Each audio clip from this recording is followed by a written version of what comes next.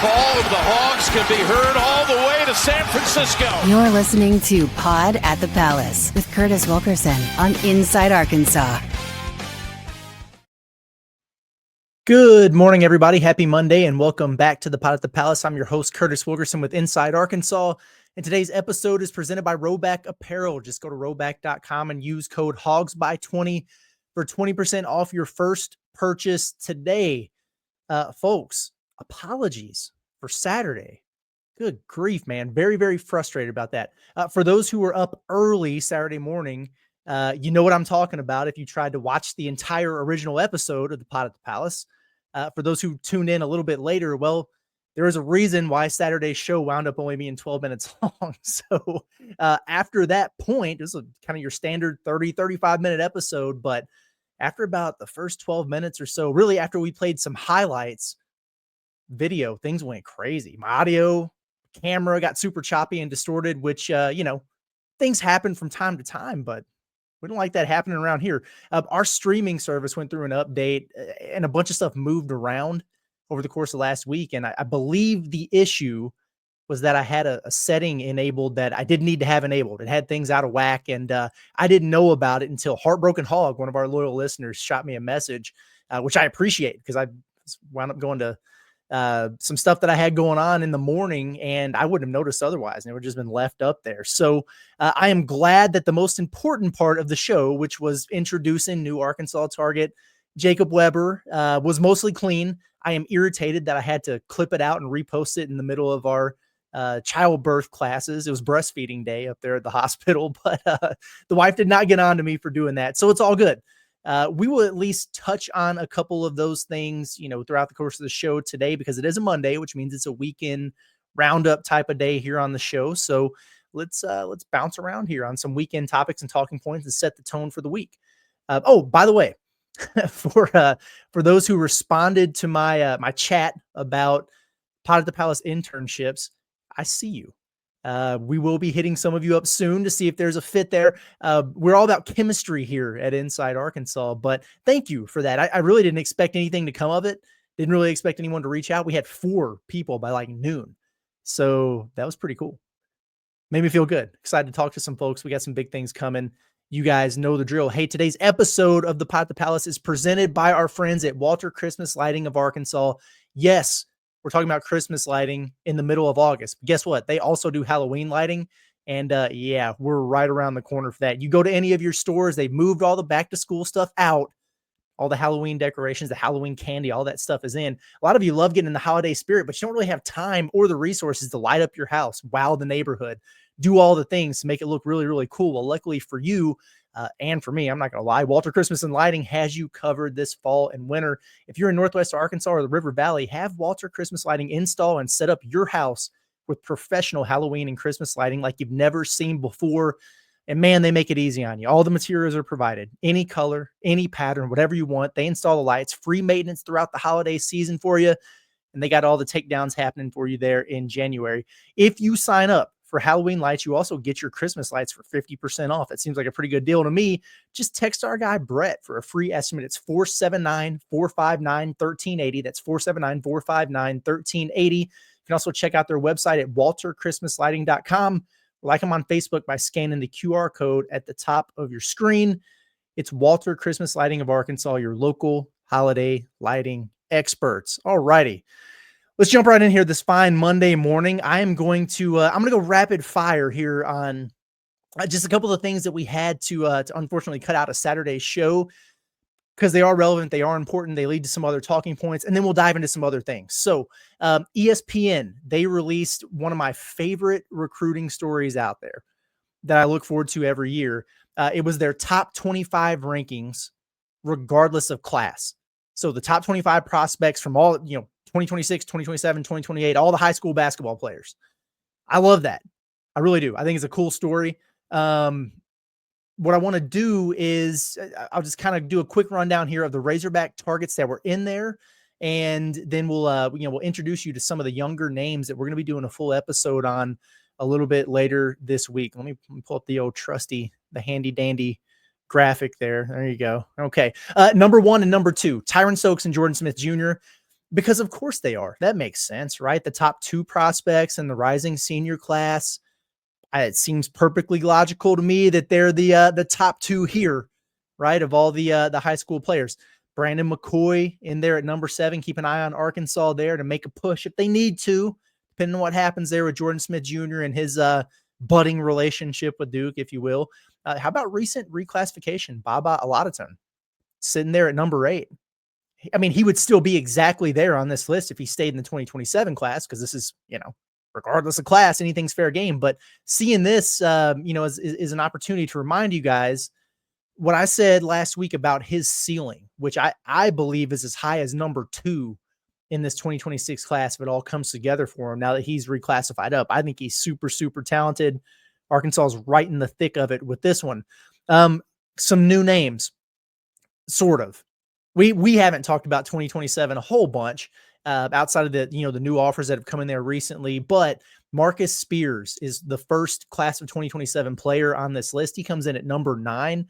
This is a name that you need to know and become familiar with. He's already been offered by Arkansas, among others. A 6'8" forward, absolute baller down in Texas. His dad is ESPN NFL analyst Marcus Spears, which is pretty cool. At number 13 is CJ Rosser, a 6'9" forward with a 7'2" wingspan, and he's a rising junior. So you like the measurables right away. He crushed it at the FIBA U16, the America, by the way. Not only is Arkansas in the mix, and naturally there's going to be a lot of suitors there for him, I do think it is fair to say, in fact, I'm pretty sure Paul Biancardi said this in his write-up, Arkansas very much an early contender. Like they're one to take seriously here in the mix for CJ Rosser. Look at number 16 there. JJ Andrews. Isn't it crazy how ESPN can have JJ Andrews as the number 16 overall prospect out of every high school player in the country across the 3 classes, but Jamie Shaw can't even put him in the top 20 of his own class rankings? What's going on here? I kid a little bit, but really, really high praise for the future Razorback there. That's exactly what you love to see. And he ain't going nowhere besides Fayetteville next year. Mika Murinen surprised me on this list a little bit. I'm not going to lie. Now he's a top 20 talent. He's listed at 20th in this top 25 any class rankings. Yeah, he's a top 20 talent. He has top 20 upside. He has a top 20 ceiling. He's 6'10". He can, dribble, pass, shoot, right? All those things. But he just needs the top 20 production to match it. Struggled a little bit his junior year. I'm very much looking forward to watching him in the Euro Cup, which is getting ready to start here, and it goes through about mid-September, and just seeing where does his recruitment go after that, because it's quieting down a little bit, certainly cooled off with Arkansas. Does that change if he shows up and shows out? We'll have our eyes on it. The last one on the list here at number 25 is Ryan Hampton, another class of 2027 name to know. 6'5" guard wing that we've confirmed that Arkansas is connected with. He's the little brother of RJ Hampton.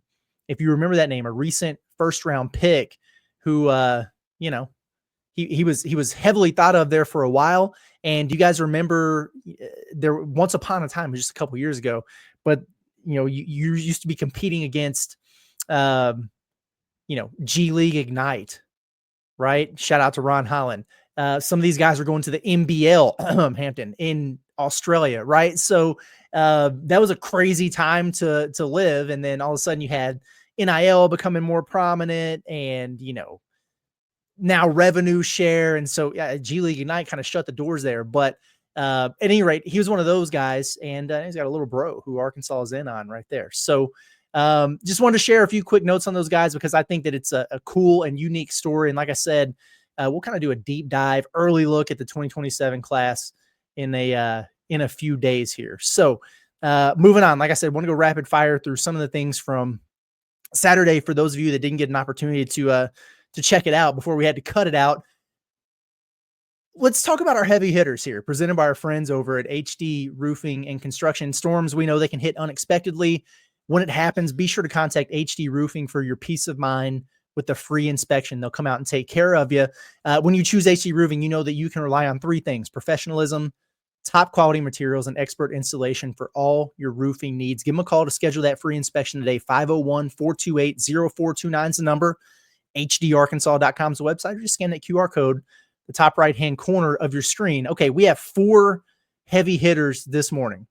2 come from Saturday's hidden files, which are not nearly as controversial or discussed as some other hidden files out there. 2 others come from the weekend. All have to do with current Razorbacks. First off, let's give a shout out where it's due. Karim Rtail, who I believe I saw working out at the practice facility with Jalen Williams the other day. By the way, I'm not 100% on that, but I think so. 24/7 Sports released their top 50 international player rankings. And we know that there's just been this massive influx of foreign players into the college game. And it's been building over the course of the last couple years, but this particular offseason, it was kind of an overdrive, which is cool. I think it's good. I think it makes college basketball better. But at any rate, they released their top 50. Karim Rtail made the list at number 41 overall. Good on you, brother. They've listed him as a 3-star, and for context sake, he's the number 274 overall incoming freshman.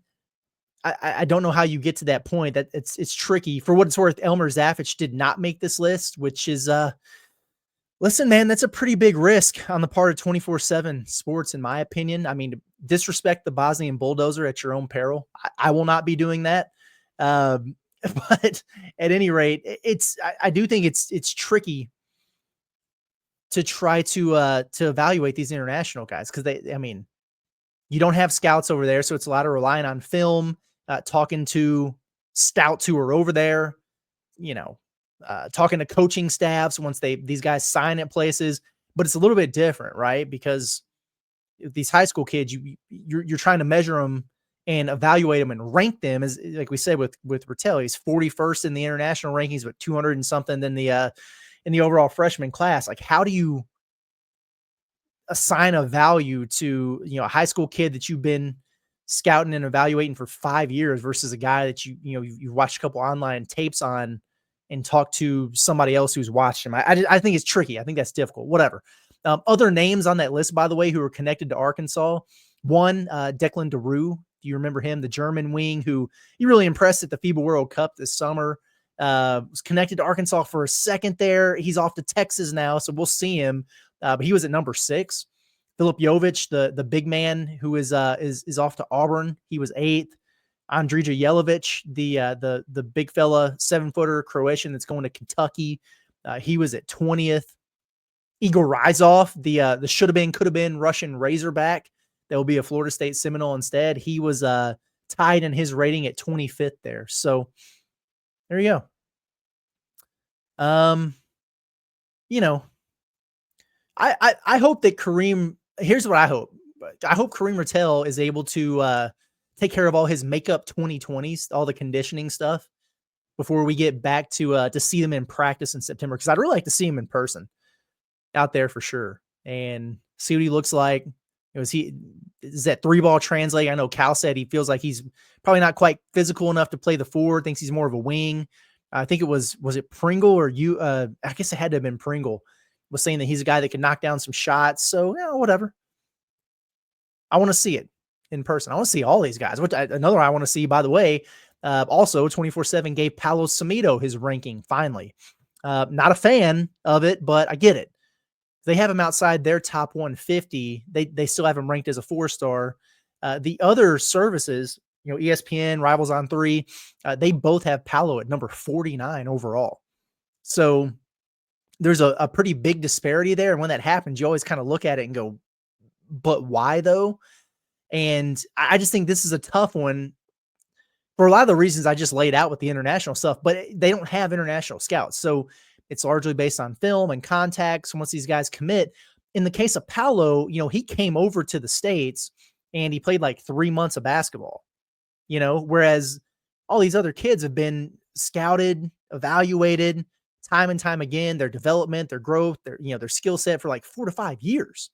So what probably happened is, Paul Biancardi might see a 7'1" kid who can dribble, pass, and shoot, and shows these flashes and be like, okay, based on the intangibles, the projectables, I'm gonna take a shot on him and rank him pretty high here because I see the vision. 24/7 Sports might see it as, hey, we got to check this dude out once or twice. watch some tape, but we don't have near enough to rank him ahead of these kids that we've been watching for half a decade. And that's okay. I think that's fine. Like, there's more than one way to skin a cat. There's more than one way to do this. I get it. 24/7 also has him listed as a center, which tells me that they don't have as deep of a scout in on him. Because honestly, like Paulo, he's closer to a 3 than he is a 5. I know it sounds crazy to say about a 7'1" kid, but watch him play. I think he's kind of the prototype for the 4, honestly. But had he just not come to the States, by the way, he probably would have been on this top 50 international list for sure. Actually, based on where he's at in their overall rankings compared to some of these other guys, the foreign players, he probably, looking at it, would have been right there in the top 25-ish range for the international player, kind of right there where Igor was. So he's going to outperform it, though. The pot at the Palace is going to be on the right side of history as it pertains to Paulo Semedo. Telling you right now. Our other 2 heavy hitters, and then we'll move on. The boys are getting back to town and getting back to work here in Fayetteville. But, the last 3 weeks since summer workouts kind of wrapped up have been that challenge zone from John Caliipari. Like, hey, you guys are done with the work here, but that doesn't mean the work has to stop until you get back. Act like pros. Don't get fat. Don't lose the gains you made all summer. Go get better. And then come back here locked in and ready to roll.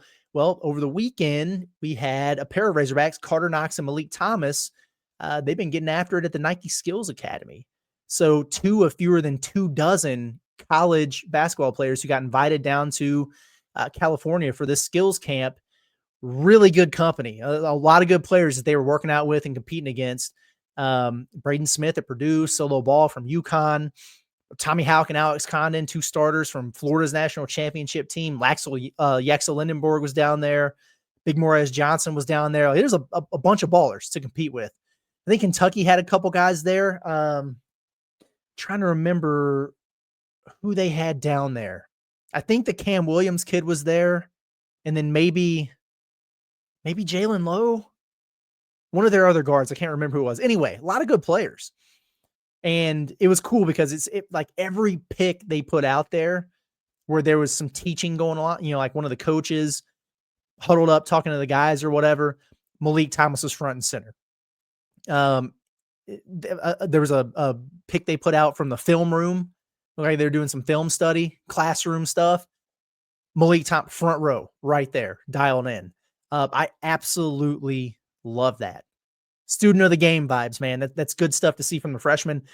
There's also a nice still shot of Karter Knox hitting a jump over Kanan Catchings from Georgia. So, it's like, hey, good on them. That, like, they understood the assignment given from John Caliipari. Both these guys were also at the CP3 Jason Tatum elite camps in Vegas recently, as was Billy Richmond, as was JJ Andrews. So staying busy, no doubt about it, but just great experience for those guys. And I imagine that they will be back here in Fayetteville better and more confident versions of themselves, which is exactly what you're looking for there.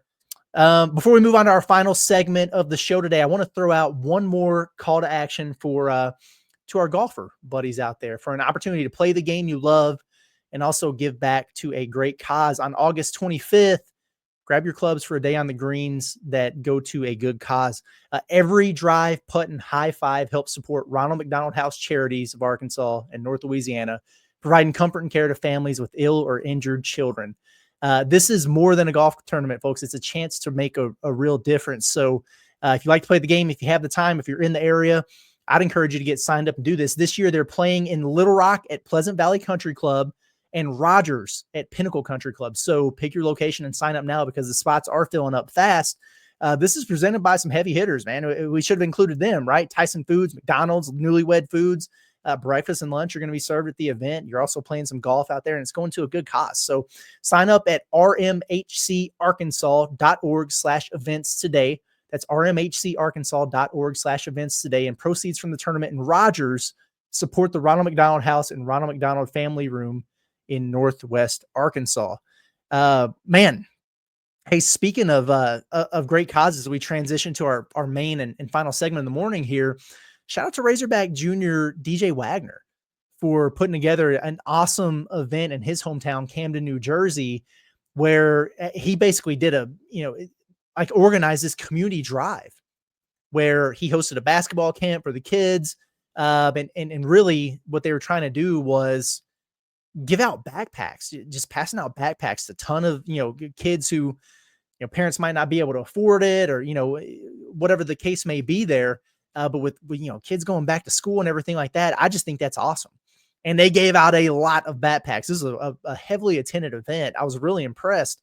They had all kinds of activities there too for the youngsters, man. A bunch of games, face painting. They had an ice cream station. They're giving out t-shirts as well. Really good stuff. And also shout out to John Caliipari for flying out to New Jersey to be there to support. So like there's not that many 20-year-olds doing stuff like that, in the community on their own and giving back the way that DJ does. And not many Hall of Fame coaches who are flying across the country, the weekend before the whole team gets back to campus and everything to be a part of it. So a couple exceptional human beings right there, honestly, and wanted to give them their flowers. Now, Joe Tipton made a post on Saturday and he just asked a very simple question. Which coach is the best recruiter in college basketball? Well, if we're asking, who's the best recruiter of all time, the answer is John Calipari for my money. Right? The only room for debate, in my opinion, would be Coach K. Whatever. I don't think that's the question that he was asking, though. Now, is Cal still that guy? I think is the more fair question that we could debate, which is what we're getting ready to do. But, how have things changed in the portal NIL era? Is it translating for him at Arkansas after he left Kentucky? Are there some other up-and-comers who have taken that throne? There are a lot of different ways that you could go about looking at this, I think. For what it's worth, the names that Tipton had listed in his graphic were Cal, John Shire, American Gangster Will Wade, Pat Kelsey, Mark Pope, Dan Hurley, Nate Oates, and Hubert Davis. So real quick, Hubert Davis just shouldn't be on this list at all. I understand he's at North Carolina. He's not recruiting at North Carolina level. In fact, he just had $14 million spent on a roster that's borderline top 25. So I'm just going to take him off the list. Sorry. No disrespect. Nate Oates, I think, is a dang good recruiter. I also think he's just maybe a better evaluator of talent and, just actual coach than anything else. Like he's not going in and reeling in a bunch of number one classes, but he'll get he had Brandon Miller, say what you want about him, but he was a really highly coveted guy. JD Davison a few years ago, like he's recruited some really talented freshmen, but I think it's more about the way he evaluates talent, the way he's able to piece things together with his system and all of that. I kind of feel the same way about Dan Hurley here. He's won back-to-back championships. So, hey, but some of the guys that he's identified have been good, very good players, but it's not like he gets a ton of, 5-star McDonald's All-American types. He just identifies the guys that fit the system and he gets the most out of them.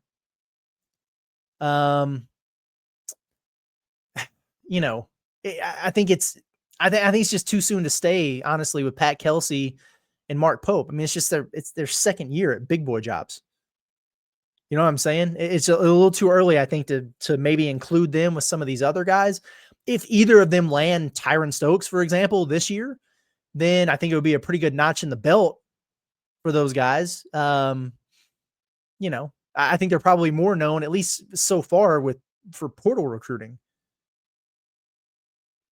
Will Wade, hey, he's a bad man. Now, it's kind of insane how much talent Will Wade got to McNeese.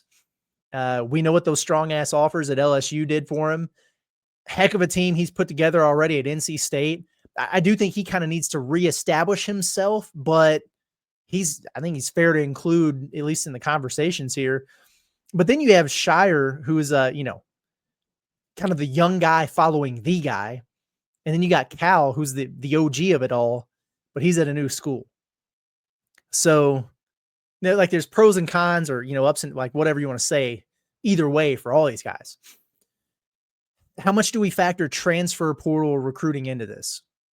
because it's not as high on the priority list for guys like Cal and Shire as it is for a lot of coaches on this list. And that's okay. It's just a difference in philosophy when it comes to roster building.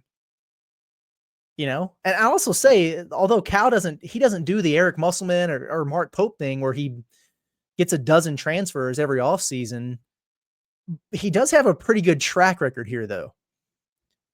And I think that goes unnoticed sometimes, or maybe it's not talked about enough. We're going to talk about it here. But he was very selective this offseason with Nick Pringle and Meleek Ewan. They absolutely fill needs. He knew exactly what he wanted. He went out there and got it, replenished the depth, got the physicality, got the rebounding, got a post score. Good job. But it's not going to blow anybody's, it's not going to knock anybody's socks off in terms of, wow, well, they really cleaned up in the portal.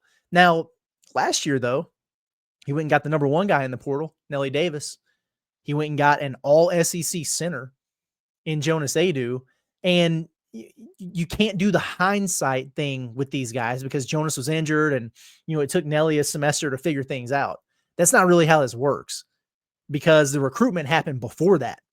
And those guys were highly, highly coveted. When you beat out Baylor and North Carolina and others for Jonas, Nelly was, again, he was the number one overall guy in the portal. Did he wind up playing that way? No, but you got him. And Cal's also, listen, he's pulled in gems, hidden gems, like under the radar guys, like Antonio Reeves and Kellen Grady when he was at Kentucky. He literally got a National Player of the Year out of the portal in Oscar Tshiebwe. So, if he needs to go get transfers, he can do it. Now, at the same token, he is outspokenly against getting into bidding wars for transfers. Do you hold that against him because he didn't want to get into a bidding war and pay Yaxel Lindenborg $4 million to come to Arkansas? Or, I think it's kind of tough to say. And this is why it's kind of a tough question to answer in this day and age, I think, at least. Now, when it comes to high school, like there's some, I've got some thoughts either way, I think, here, if I'm just being honest and open and transparent with you guys.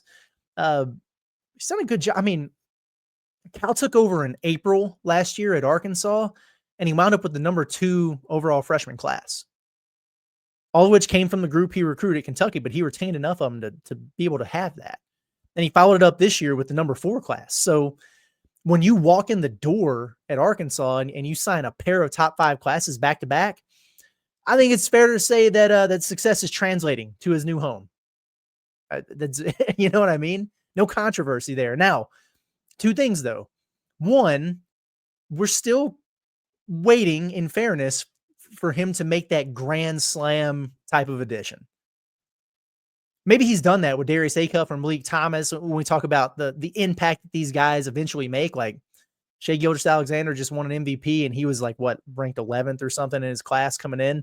But I'm talking about in recruiting wars. Like an AJ DeBanza type, a Tyron Stokes type, a top 3 type of guy who's in that, he could be the number 1 overall pick in the draft type of conversation before he sets foot on campus either. Like that type of talent who he's gone out and gotten before. Also, I would do the bit about, he needs to get a number 1 overall class at Arkansas. And I know we did a hot take Tuesday on that a while back. But we also have to acknowledge context here because it's more unlikely to happen at Arkansas. And a lot of people will tell you, well, it's because he's at Arkansas, not Kentucky.